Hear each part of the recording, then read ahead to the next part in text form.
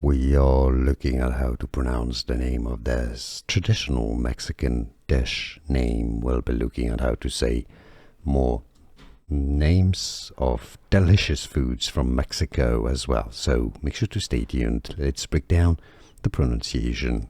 So in Spanish in Mexico, it's said as sopes, sopes, sopes. Some may pronounce the last final S a bit more with a Z twist or Z sound, sopes. Kind of depends on the Spanish accent. Sopes, sopes is how you say it. Essentially, sopes. And now you know. Like this video if you found it useful. I appreciate your support. More videos for you here to learn more correct pronunciations. I'll see you there. Thanks for watching.